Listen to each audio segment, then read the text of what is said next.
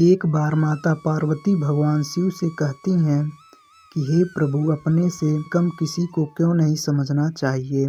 तब भगवान शिव कहते हैं, हे देवी, एक राजा था। एक दिन जंगल में शिकार खेलते खेलते वह अपने साथियों से बिछड़ गया। उसका गला प्यास के कारण सूख रहा था। वह पानी की खोज में इधर उधर भटकने लगा।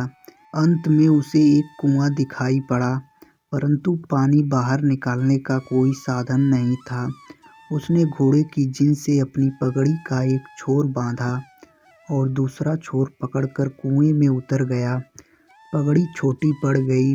उसे अन्य कोई उपाय नहीं सूझा तो उसने कुएं में छलांग लगा दी। उसकी प्यास तो बुझ गई, लेकिन अब कुएं से बाहर निकलना असंभव हो गया। कुछ समय बाद कुछ निर्धन लोग वहां से गुजर रहे थे, तो उन्होंने घोड़े की हिनहिनाहट सुनी। पास आने पर उन्होंने देखा एक आदमी कुएं में छटपटा रहा है। उन्होंने अपने वस्त्रों को राजा की पगड़ी में जोड़कर उसे निकाल लिया। बाहर निकलकर राजा ने सभी रंकों को धन्यवाद दिया। कुछ समय बाद वही निर्धन लोग भिक्षा मांगते हुए राजमहल के सामने जा पहुँचे। राजा ने उन्हें पहचान लिया और उन्हें सादर अंदर ले गए। उनकी खूब सेवा सत्कार किए।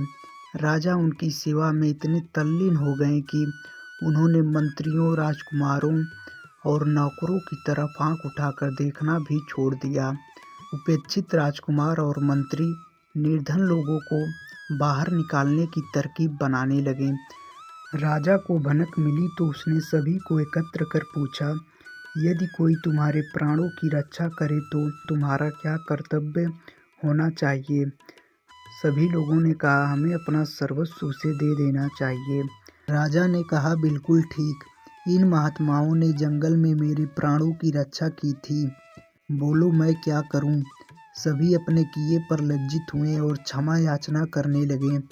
राजा ने सभी निर्धन लोगों से कहा, महात्माओं, लो संभालो मेरा राजपाट। राजा के त्याग भाव से प्रसन्न होकर सभी निर्धन लोगों ने राजा को आशीर्वाद दिया और सभी निर्धन लोग वन चले गए। इस तरह भगवान शिव कथा को समाप्त करते हैं।